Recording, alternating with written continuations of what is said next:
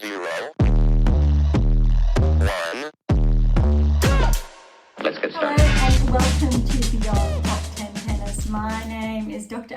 Morgan Berge and I am your host. If you're not familiar with my work or would like to learn more about it, head on over to AMA International, the first tennis lab of its kind worldwide that is centered on delivering top 10 tennis rankings and is 100% backed by science.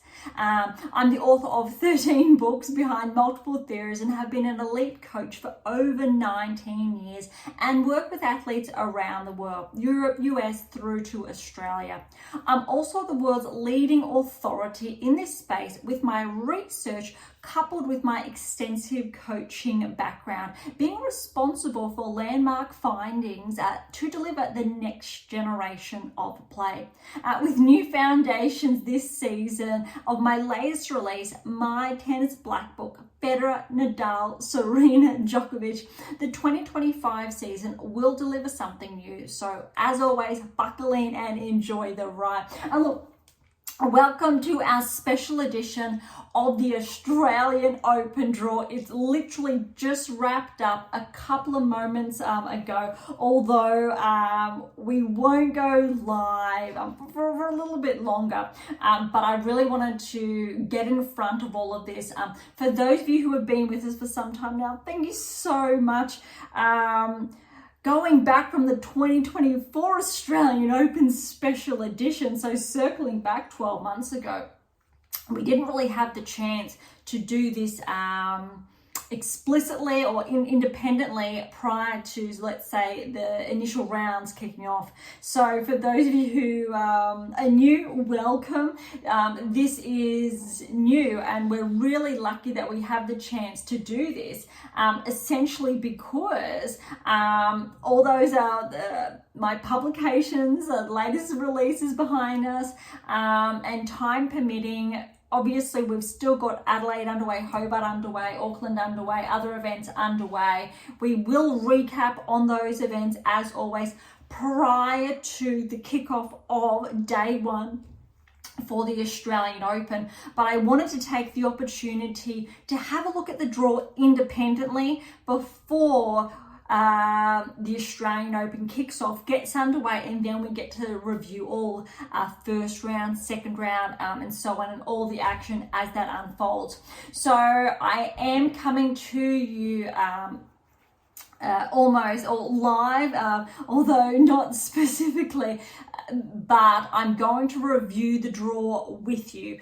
rather than taking the time to do that independently. I wanted to share with you my thoughts essentially in real time. I've got a couple of notes already from looking at, I'll say, the live stream, what has been unfolding, but where I'm going to come with this is from a more, I'll say, data-driven analytical perspective, how players have been tracking, whether it's so far this season, although very briefly the last, let's say, 1-2 weeks since it has kicked off, how they were tracking last season even, irrespective or independently from their current rankings, because we are going to have players ranked inside the top 15 or players that are seeded, and it's not going to be surprising if they fall in the earlier rounds because of that type of data. So this is coming to you from a point of science, of key inferences, metrics that have been collated over the best part of the last 12 plus seasons and counting,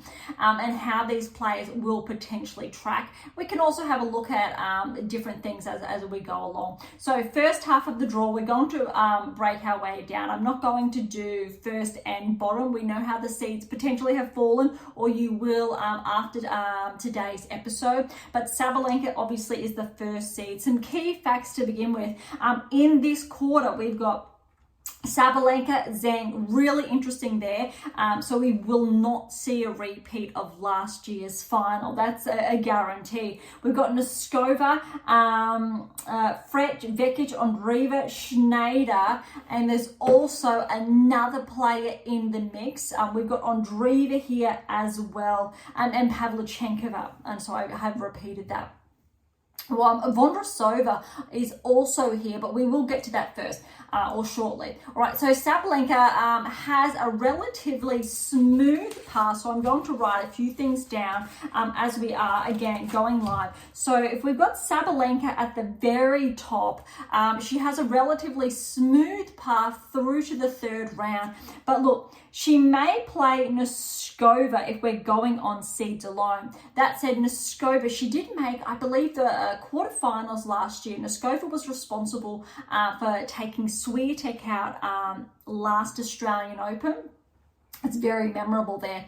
So, and she has been able to maintain her ranking inside the top 30 all season. She has Torsten first. That's going to be a bit challenging because Torsten, I believe, won her maiden title only last week. I think she was playing against Osaka, and Osaka had to withdraw.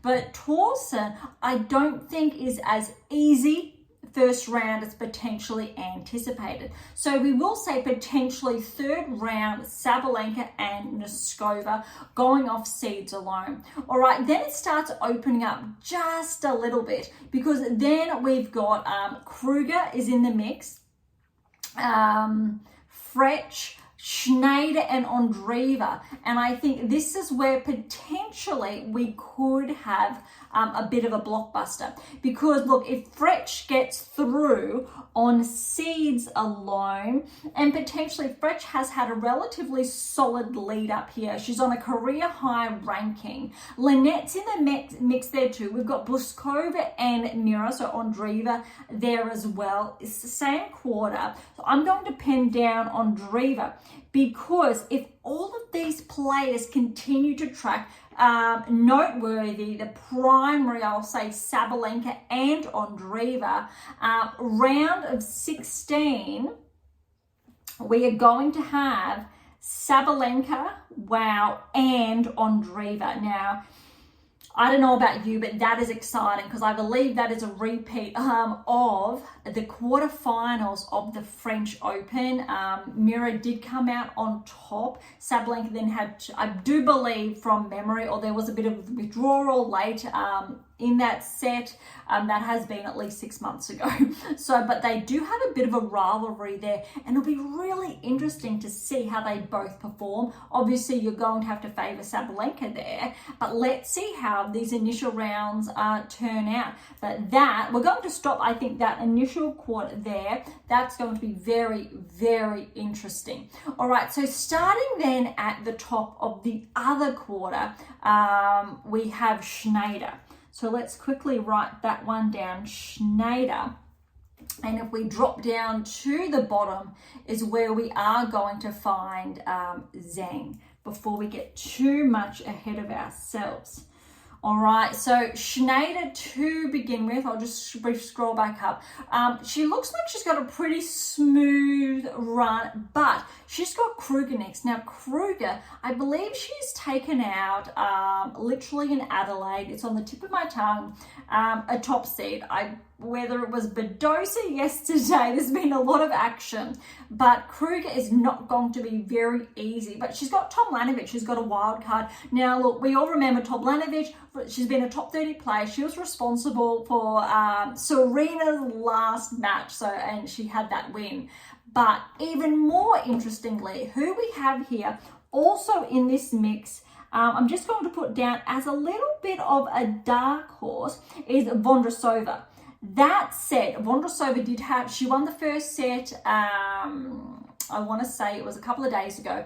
Then she had to withdraw, so her shoulder, so that injury that put her out for the last couple of months looks like it's flaring up again, so that could be a bit problematic. Vekic is in the mix, and it looks like third round could be Schneider and Vekic for the third round. And I think that will be very interesting if that's the case. And I probably need to lean towards Vekic. Grand Slam experience. Schneider's been tracking. She was one of those players that I said all of last season, let's watch her. And if she keeps tracking, peaking, top 20, here we come. And she really is on the verge of becoming a barrier breaker. I do believe we are going to have a new barrier breaker after the Australian Open if I guess certain players keep surprising us in a good way. All right. Also, I think in the mix here, again, just in this quarter or Zheng's half, we're looking at Zheng and Pavlyuchenkova meeting in the third round here, and I think that'll be really interesting. She played a very good match the other day. Again, it's slipping my mind, but it was a very solid match. I think it was her and Keys or another player, maybe it was Sakari, not sure. So very transparent in that respect. So, but Pavlyuchenkova, I believe, yes, she has been a Grand Slam finalist previously, a number of seasons ago now, but she's essentially been inside the top 30 for 6, 7, if not more seasons. That's going to be interesting. Potapova's in this quarter as well. Seidman, yes, but I think we can easily anticipate Zheng tracking through with Schneider to, I would say, the fourth round here. But yeah, I'm going to leave it at 4 there. So that is potentially Schneider and Zheng. No, they would meet, my apologies, in the fourth round.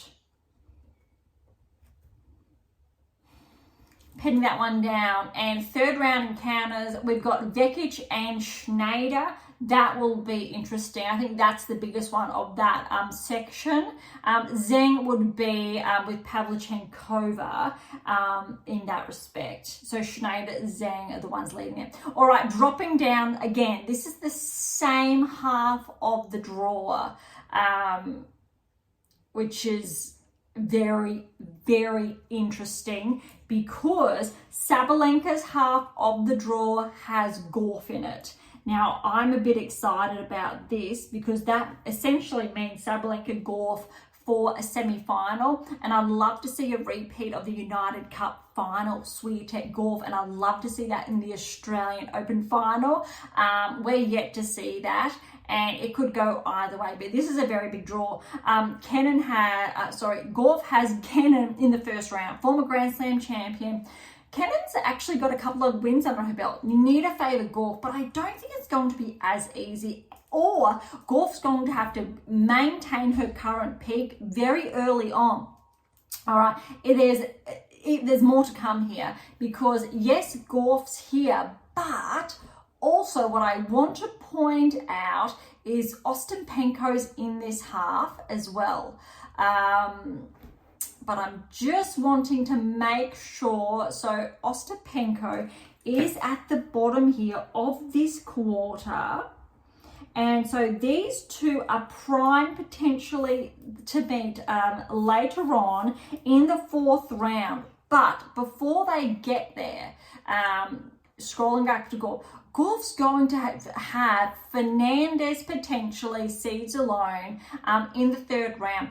Fernandez has Starobutseva first round. Now, Starobutseva, she's done a big milestone, and I think it made its way into the record books. The first player to qualify for all Grand Slams last season, which is very noteworthy and commendable. But if we look at that, relatively easy if we go Gauff and Fernandez as a matchup, third round.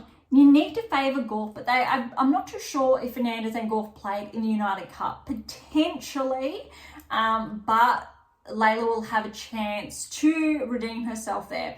But, you know, Gauff's looking very, very good at this stage. Drop down, however, now this is going to be a little bit challenging. That said, I do believe Gauff did get the win here, but let's have a look. So Ostapenko's got Bencic first round. Bencic has a number of matches under her belt, and she's been playing very well. It's going to be very interesting. I think Bencic's been playing maybe a little bit better than Ostapenko at this stage, but you still need to favour Ostapenko rankings, etc. in there, but that's not going to be that surprising, shocking if Ostapenko doesn't and Bencic gets through. But what's noteworthy in this half is that we have, believe it or not, Osaka and Garcia. Osaka, let's see if she's healthy. We know that withdrawal, but even more noteworthy in this part of the draw is Makova. And I think that is the biggest dark horse in this half of the draw. Like, not just this quarter, this half of the draw. And she happens to fall in Ostapenko's half. So I'm potentially going to note Makova to make her way through at the very least. I'm going to plan Makova and Gauff for the fourth round. Makova and Gauff. Now that is going to be big if they all continue to track. So that is, we've got 3 of the possible 8 so far, fourth round encounters lined up.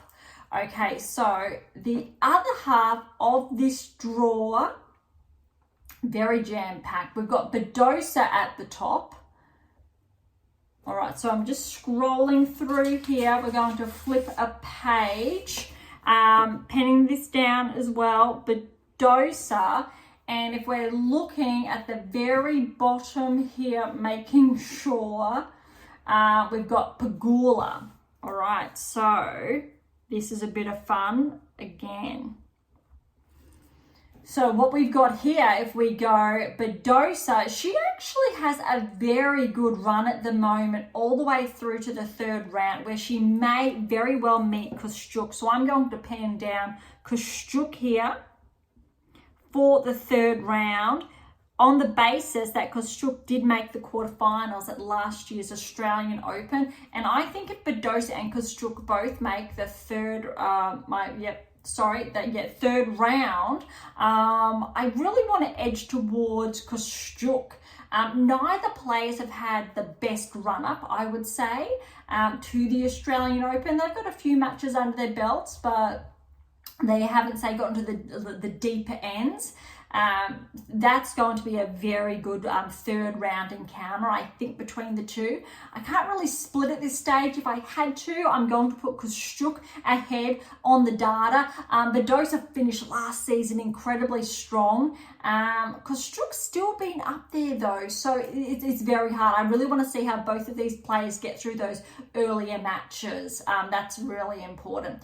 All right, so then on the bottom half, how we've said, look, Pegula's got joint 1st round. She's got a wild card, up and coming Aussie. That is not going to be a walk in the park. I think that's going to be quite challenging for Pegula. I want to see more on how she plays. She's got Danilovic is also here, potentially, but Danilovic needs to get through there against Samsonova. So Pegula may very well, it looks like, play Samsonova 1st round. So I'm going to pin that one down, going obviously on seeds alone here. But this is a really open, I'll say, piece of the draw, not quite a quarter, but, well, yeah, a quarter of the draw, because you need to go for the 4th round. Pegula, I would say, to play, I'm going to say Badosa. Let's give it to Badosa, even though I am leaning towards Kostyuk, but we're going on seeds alone here. But that's going to be very interesting. Mertens is in this half. Samsonova, look, she just played a very good match today at the Adelaide International. Very, very good. She upset Navarro, and I will not be surprised if Navarro tracks all the way through to the 4th round over Pegula. That'll be really interesting. And if it is, say, Samsonova and Kostyuk that meet in, I guess, this section of the draw. All right, going down further, I think this is a very big chance, this piece of the draw, for Rybakina.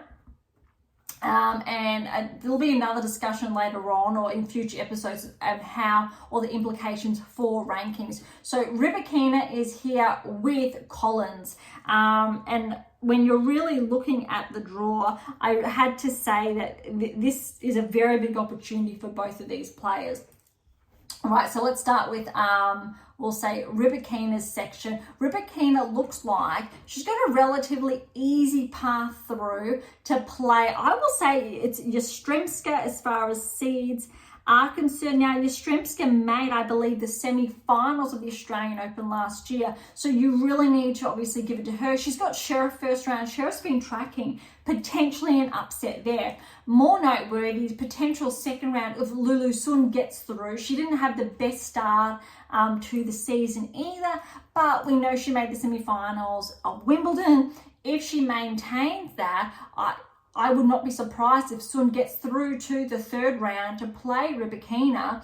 And who knows from there. I believe Sun does have the game, but Rybakina, if she's playing her best, if we start seeing how she was playing 12 months ago or 18 months ago, she very well could track all the way through, I would say, to the semi-finals without looking too far into the draw. So maybe not, because that's a Rybakina, we're saying Yastremska potentially in the third round. But look at this, at the next section, even though we've got Collins in here, Collins, she fell very early, so she fell to Jabeur in Adelaide. But in this mix, we also have Keys. Now, you really need to put on paper that Collins will meet Keys, I would say, in the third round here. And I really need to edge Keys, I think, in this case. So let's go potentially, if it is Collins and Keys, third round. Fourth round here is looking like it's going to be Rybakina and Keys. And Keys, I believe, very late last night got the win over Ostapenko. I believe that was the match. There was a lot underway. And I'm almost leaning towards Keys here. I'd love to see her do really well.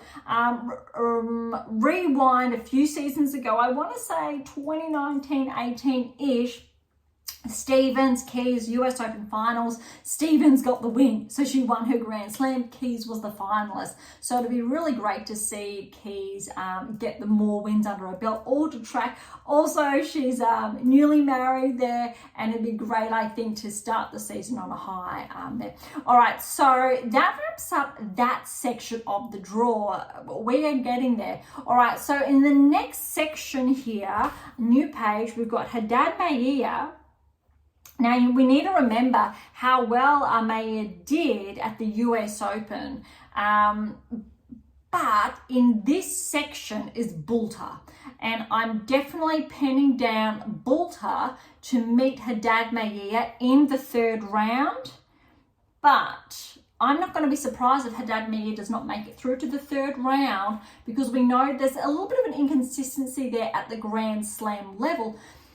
Boulter is favoured. She's got Kudermetova and Gadecki in that half. There could be a little bit of an upset. However, if you saw Boulter play at the United Cup, you're not going to be surprised if Boulter makes her maiden round of 16 at the Australian Open.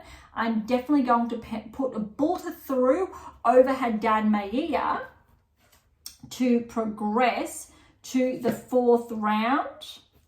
Just writing them down here. All right, so dropping down, and this is a bit of a fun side of the draw because Paolini is at the bottom here, and I think Paolini has she made the round of 16 in Australia last season. Everything's looking like potentially she also will again, but she does have Townsend there. Potentially could cause a problem. Svitolina's there as well. So Paolini and Svitolina, seeds alone, are looking like they will match off in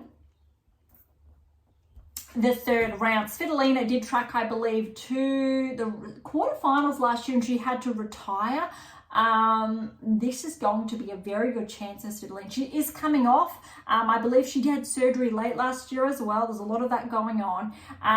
But Paolini has a very good chance. So you really need to put on paper Paolini to play Boulter, or potentially Haddad Maia, but I'm going to put Boulter down here with Paolini. Now, I don't recollect Boulter and Paolini playing at United Cup. There's a very good chance that they did. There was so many top seeds in the United Cup. It was very exciting to watch. But as you can see, the Australian Open has my full attention now, and obviously the ones that are currently underway. So that's that section of the draw. All right, dropping down, the winner of that match the Bulter and Paolini will play, potentially, if we're looking at seeds alone, in the quarterfinals, either Navarro or Swiatek, because that is the bottom half. We are at the very bottom quarter now. So Navarro is at the top here. She hasn't been playing that well. She did lose today, tight match, but again, look, on paper, on how the data is concerned, Navarro really should be making the semi-finals, even maybe the finals in Australia. Hasn't had the best lead in, but you can't, I think, push Navarro aside irrespective of those results. But she's got Peyton Stearns first round, and if Stearns wins, you can't be that surprised. Peyton's been playing really good tennis. Navarro not there just yet. But let's go with seeds at this stage. Dropping down also in this part of the draw is Sakkari and Jabeur. This time last year, both players were inside the top 10. That's crazy. But also, look, if Jabeur and Sakkari progress, they're going to play each other in the second round. That's going to be the biggest second round encounter and the entirety of the women's draw. That's absolutely huge. But we need to drop down a little bit further to look at who's playing who, I think, in the third round. So potentially we've got Navarro and Sakkari on paper. However, I'm not going to put Sakkari through. I'm going to put Jabeur, purely because Jabeur's got a few more matches under her belt over Sakkari despite the seeding. So let's say Navarro and Jabeur will meet each other potentially, big potentially, in the third round. Sakkari's there as well, hasn't had the best lead up, say, the United Cup, got a couple wins under her belt, but let's see how that goes. Jabeur did exit last night in Adelaide, but again, let's see how, I guess, the first round encounters do unfold.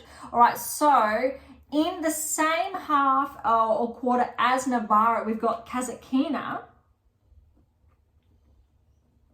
And Kasatkina, as far as seeds are concerned, has Putintseva here. Putintseva has been playing good tennis. She is still in the Adelaide International. Putintseva, she played some good tennis against Sabalenka in Brisbane, so you really need to say for third round Putintseva, Kasatkina to get through.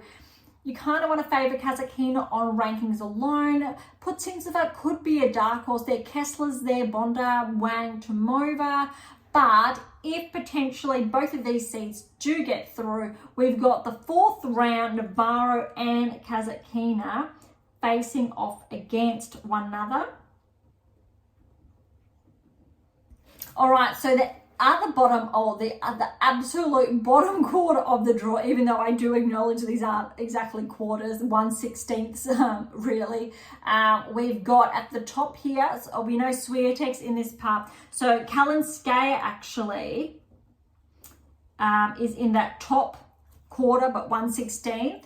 And at the very bottom is where we're going to find Swiatek. A little bit unusual because I think we're so used to seeing her with that number one seed. But as far as Kalinskaya is concerned, she did have to retire in her match. I believe it was early this week, last week.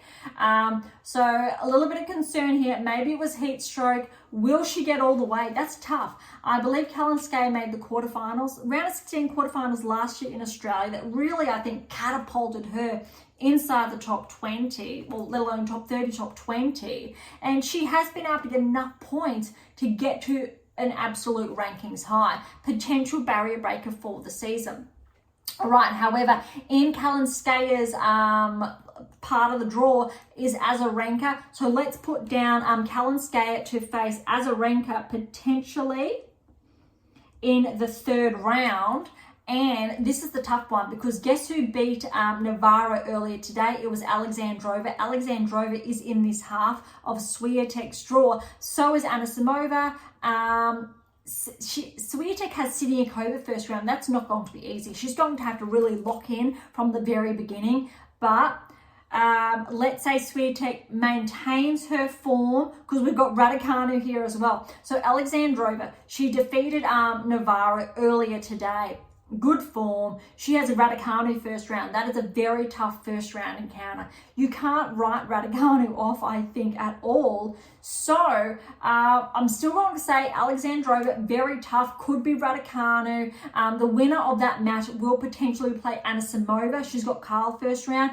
Anisimova is always dangerous at the Grand Slam level, but that's in that top part of the draw where that little quarter there, and the winner from there will then play potentially Swiatek in the third round. There's other players there that I don't want to write off, but we're going on seeds as well, how they've been playing, how players have been tracking. So we need to write down Swiatek, potentially third round, is looking at playing Alexandrova. We were not going to be surprised, however, if Raducanu takes place or Anisimova. It really could go either way. So when we're looking at the fourth round, it's Kalinskaya, Azarenka, Alexandrova, Swiatek. We really need to say Kalinskaya and Swiatek. Now, remember, last year, Swiatek did bow out in the third round. So she's looking at going further, more points, obviously, as well, which will help her edge closer to take back that #1 ranking. It'll also depend on how Sabalenka's playing. She's looking very good because she did win Brisbane. Kalinskaya, I think, is a little bit up in the air, but that'll be a very interesting fourth round encounter. Granted that Kalinskaya made it all that way last year.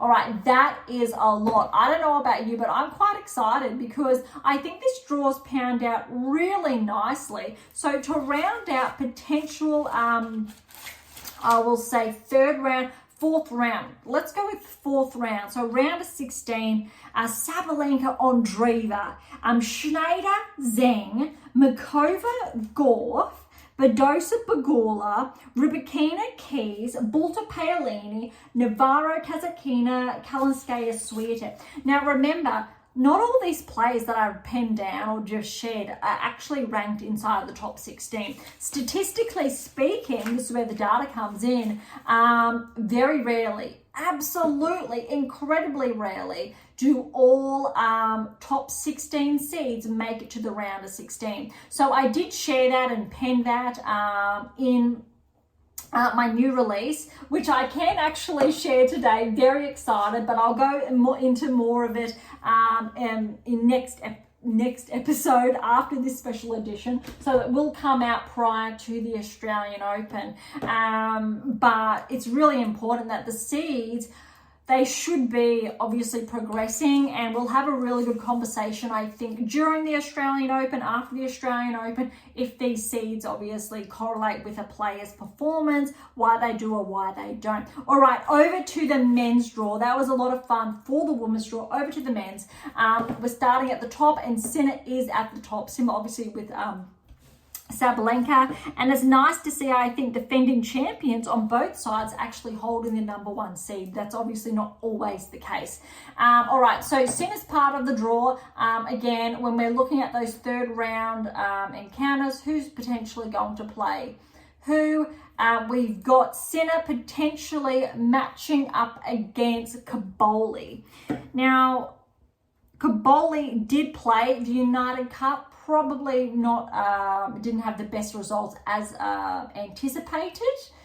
But this is where it gets interesting, because Hurkacz is in this part of the draw, and so's Rune. So I'm already pinning down Hurkacz because of how well he played in the United Cup. Obviously, we know they made the final. Let's pen down Rune, third round. Remember that they will meet in the third round, but that's a maybe. Berrettini is in Rune's little section of the draw.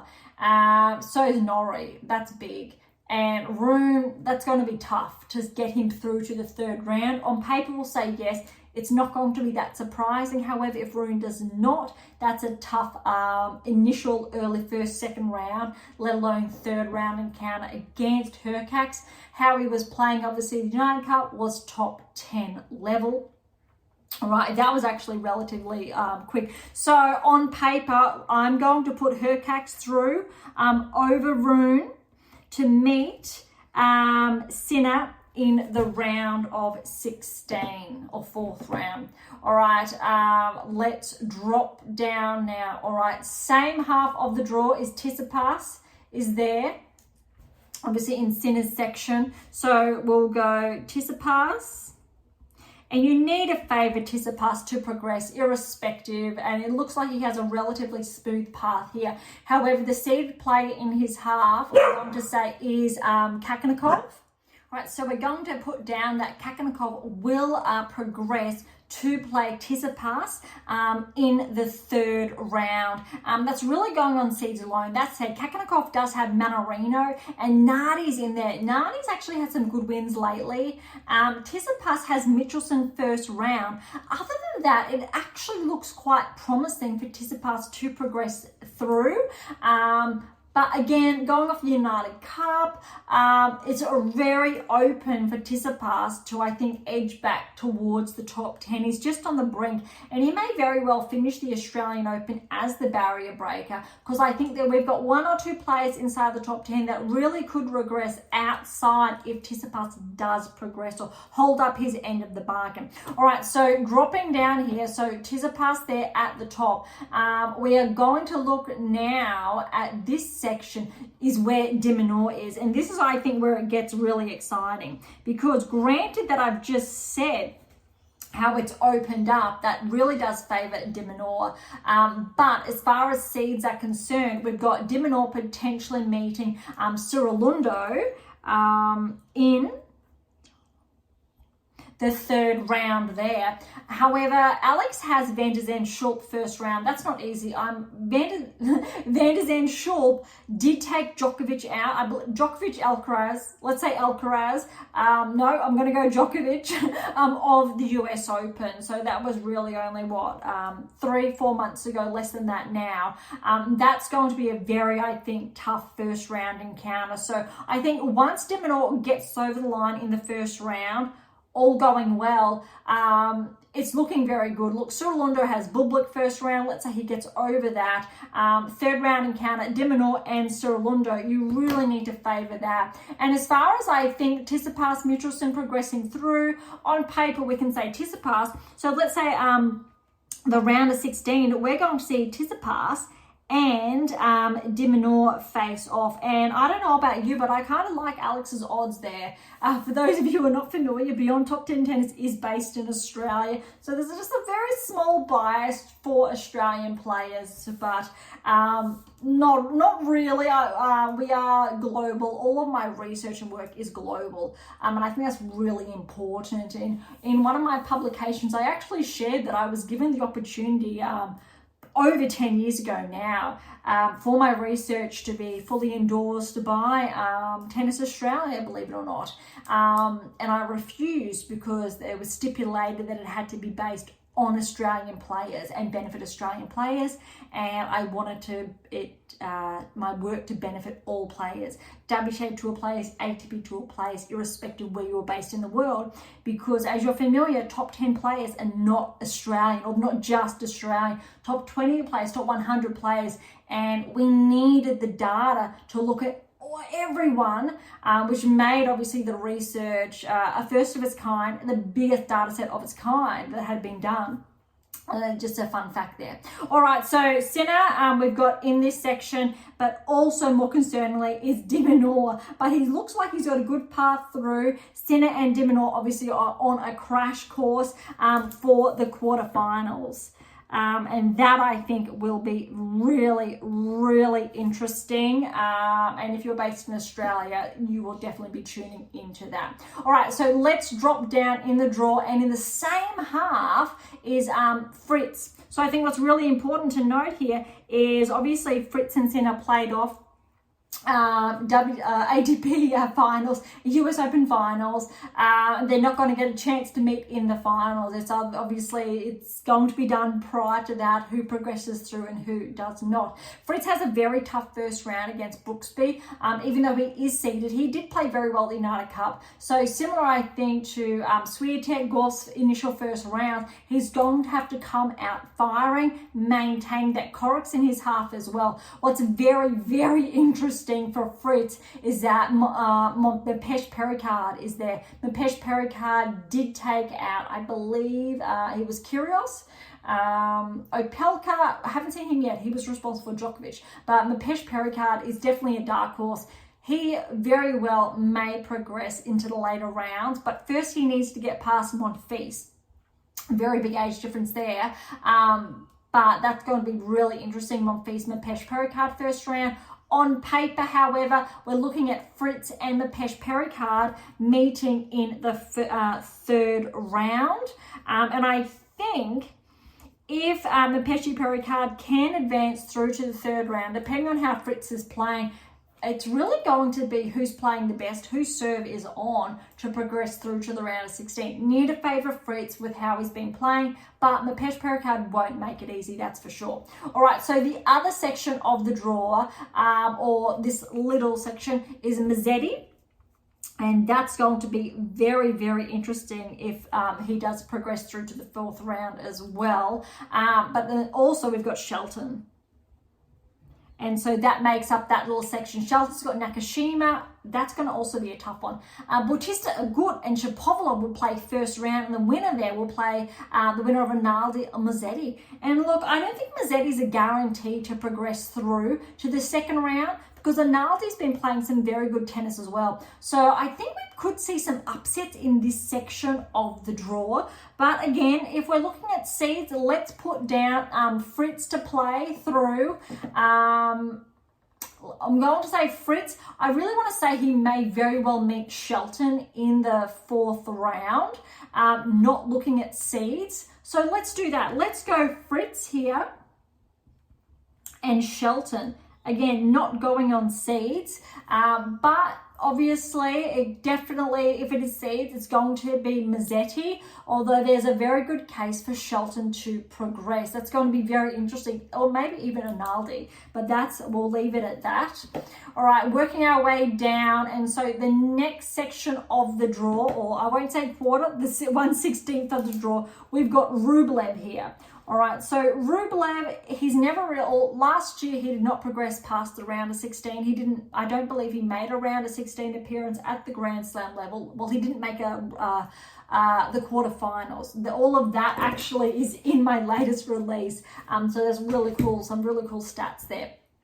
Okay, Rublev looks like he should get through. He's got Tiafoe in his section. Wawrinka's there. Potentially will play Wawrinka's second round if he gets through his first round encounter. But Tiafoe, let's pen down Rublev and Tiafoe will face in the third round. And I think that will be very, very interesting. On the bottom half, however, it's going to be a little bit different because we've got Popyrin here and Medvedev. And we know that, I'll say, the hiccups Popyrin's caused late last season. He's on a career high ranking. And look, Medvedev's here as well. So look, you need to favour Medvedev. We know how well he plays in Australia, but let's put Popyrin, even though it is on seeds as well, to progress through to the third round. I'm not going to be surprised at all if this plays out. You need to give Medvedev the edge. Congratulations, he's a father for another time. So we're looking at Popyrin, Medvedev. Look, on paper, Tiafoe, Medvedev, let's say for the fourth round, Tiafoe over Rublev, and then I'm going to still put Medvedev, how well he plays for the round of 16 there, or fourth round, depending how you prefer to say it.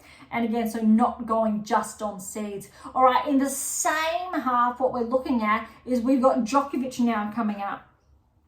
So Djokovic looks like it could be a little bit problematic now that I'm looking at it, because he's got Basavaredi, a wild card first round. Looks like good up until the third round, because guess who potentially awaits in the third round? Opelka, if he tracks through, he was responsible for taking Djokovic out in Brisbane, but Makak's there as well. Opelka, Makak, that is a tough one. Makak played some really good tennis at the United Cup. Let's say it could be third round, this is really tough, I think, at this stage. Look, seeds alone, let's put down Macaque. But I'm going to actually put a dash. I think it's 50-50 with Opelka, and I haven't done that in any other encounter because it'd be really interesting to see if obviously Brisbane plays out. You probably need to give Djokovic the edge there.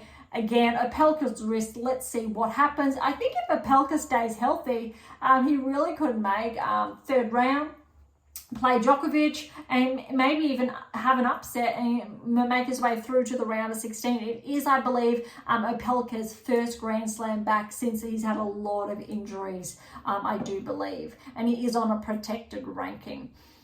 All right, so when we're looking at who's playing who fourth round, we need to look at the other section for the third round encounters. So we've got Dimitrov as the seed at the bottom there to potentially face Djokovic in the first, round of 16. But also we've got Lehecka.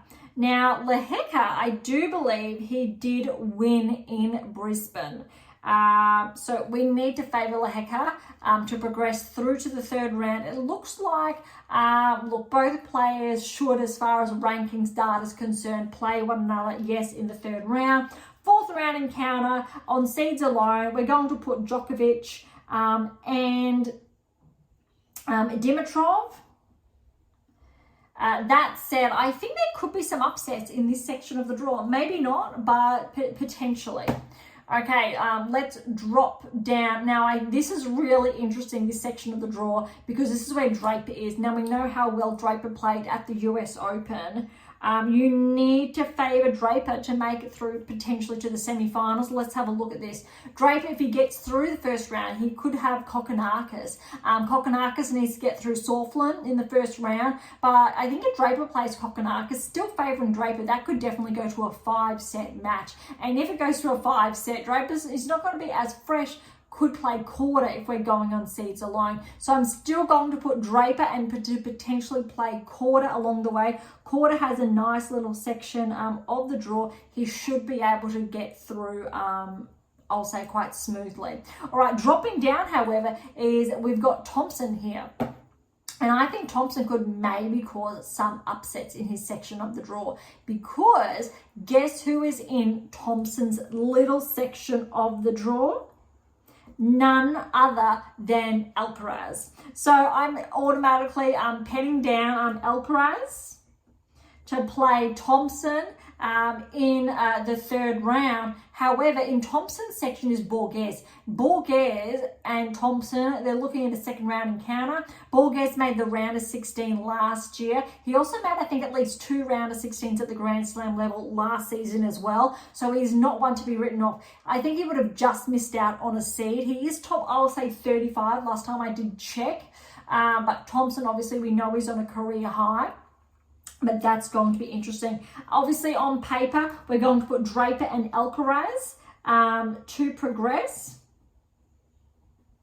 But there could be an upset along there as well. But I'm looking forward to that potential Draper-Alcaraz fourth round encounter. That's going to be a blockbuster. I almost want to favour Draper there. I haven't seen Alcaraz play or enough in the last couple of months where we know he's progressed further than Alcaraz, say. But it's too early to tell. Alcaraz did play, obviously, the finals. Draper didn't make that cut. But let's see. Maybe, obviously, that time off has done Alcaraz a lot of good.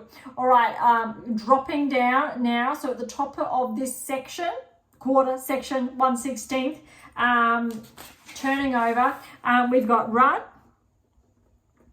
And Rudd looks like second round he could have Menzies. I don't think that's going to be a walk in the park, but third round I am going to pen down Ogor Elisame to meet Rudd. And that's going to be, I think, a very good encounter. Need to favour Rudd, but I think Ogor Elisame is still playing some really good tennis. He's clawed his way back. Yes, we know he's been a top 10 player before. He definitely still has the potential for that. And look, he wasn't seeded, I believe, this time last year.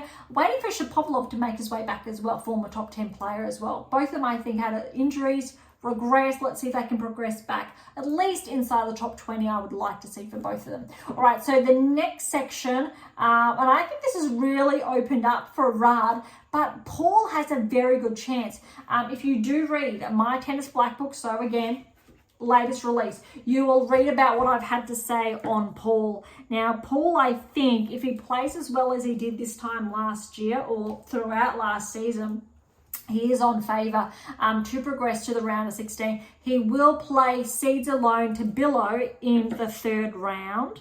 And I think Tabilo is relatively underrated. He's almost come out of nowhere. He's been very consistent nonetheless. However, Paul could potentially have Nishikori second round.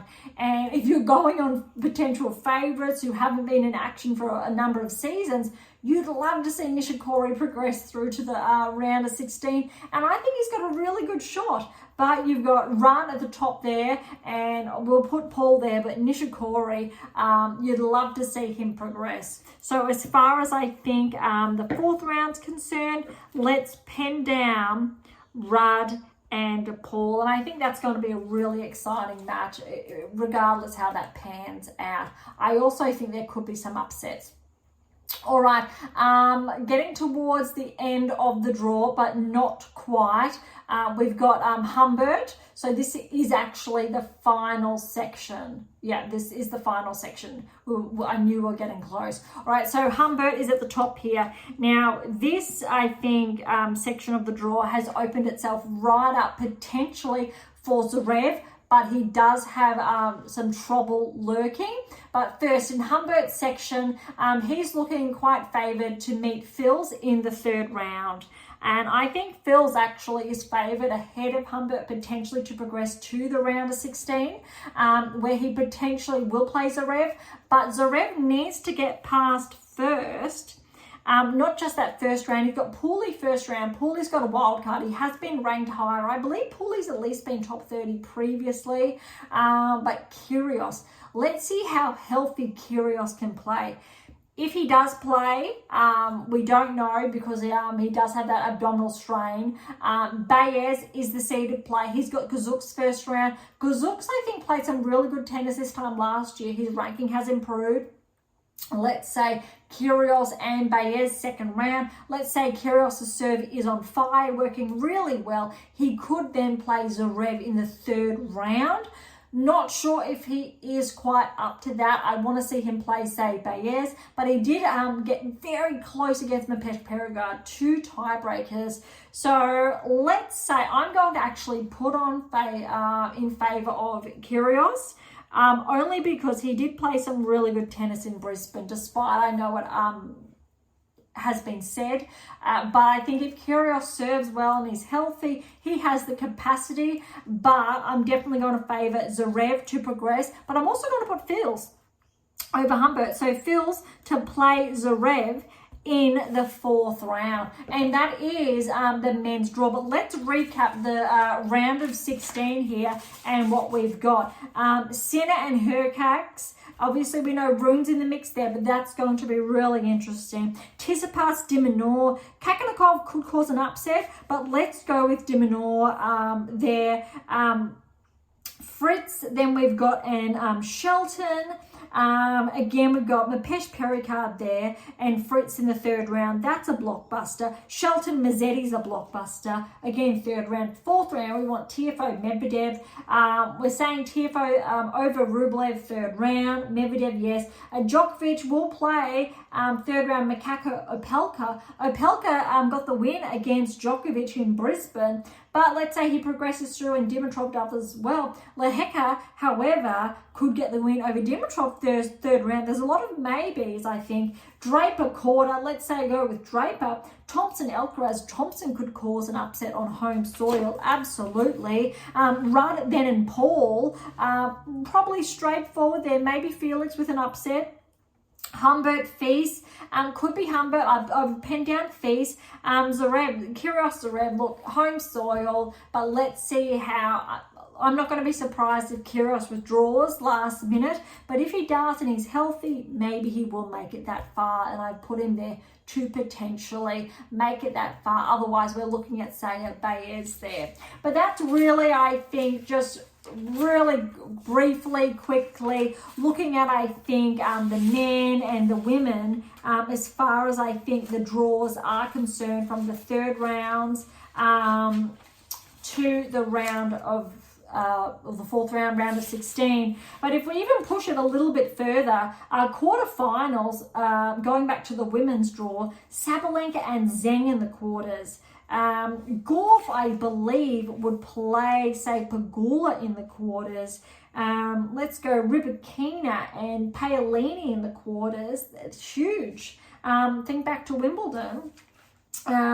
Navarro, then, if we're looking, will play Swiatek potentially in the quarters. It's huge. On to the men's, Sinner and de Minaur in the quarters. Tsitsipas is there in her case, but let's say Sinner, de Minaur in the quarters. Then we've got potentially Fritz and Tiafoe in the quarters. Repeat almost of the semi-finals, US Open, and Djokovic. And we'll go Alcaraz on paper in the quarters, but it very well could be Dimitrov or Djokovic over Draper there. There's a lot of big matches. And then Rudd or Paul. Let's give Paul the opportunity to make his first quarterfinal, I believe. And Zverev, or Phil Zverev, he's been playing, he's so good, so consistent. Maybe this part of the draw, I think would favour potentially Zverev to progress if Alcaraz doesn't, but I think it's too early to say anything more. Let's see, I think, how these players are playing in the early rounds. That's what we want to see. If they peak too soon, if they reach that baseline, that peak performance too soon, and they don't have that extra level to call upon. Or if these players, we're seeing them a little bit scrappy in those earlier rounds, then they're polishing, they're cleaning things up, third round, fourth round, round of 16, and then they amp it up a notch, round of 16, quarterfinals, that next level, semi-finals, a little bit more finals. That's what we want. We want to go from here to here to here to here rather than playing. That's what the best players in the world do. That's what the players who ultimately win the Grand Slams do. It's finding that rhythm, not peaking too soon, not overexerting too soon. How many players will get really deep 3-setters, really deep 5-setters, keeping in mind that, a WTA match could go for 3 hours and 3 sets, and an ATP match could be a 5-set in the same amount of time. And I think that's really important. As far as I think that is concerned, there's more about that, I think, in my latest release. I know some people get confused about human physiology, the benefits of males, testosterone naturally, and how they're able to, by human nature, withstand higher demands because of testosterone, and women do not have higher amounts, etc. We've had previous episodes on that, so it's nothing about, I think, there's actually the science behind 3-set, 5 sets, etc. But again, that's not what today's episode is about. So this is the special edition of the Australian Open. We've just gone through the draw, WTA and ATP. You may or may not have heard a little bit of a bark in between. Some of you may have seen my sidekicks. They are sleeping peacefully over there. So maybe next time. But thank you so much for tuning in. Look, and to grab a copy of my new release that I can now officially show you, my tennis black book, Federer, Nadal, Serena, Djokovic. Yes, that is the title there. And it's also Navigate and Plan Towards a Top 10 Ranking. Really important. Along with all of the books behind me there as well. We know there's 13 there, or you do to date. Head on over to AMA International, Amazon, so irrespective of where you are based in the world. For any comments or questions, head to AMA.topic thread or leave comments directly on YouTube or Spotify. To interact with Beyond Top 10 Tennis, catch up on our blogs, or to sign up to my newsletter, all links are in the episode notes, as well as how to access Pink Octopus books or Spruik. If you enjoyed today's episode, please subscribe, like, share, and all of the above. Look, Beyond Top 10 Tennis exists for you. So please consider sharing us with those near and far. And if you're serious about heading towards a top 10 ranking, or want to know that missing piece to secure that maiden Grand Slam, top 10 ranking, replicated success, even so much more in there. Look, don't be shy, come and say hi. Okay, on that note, thank you so much for listening. I'm so incredibly grateful. I am your host, Dr. Ashley Morgan Berge, and this is Beyond Top 10 Tennis.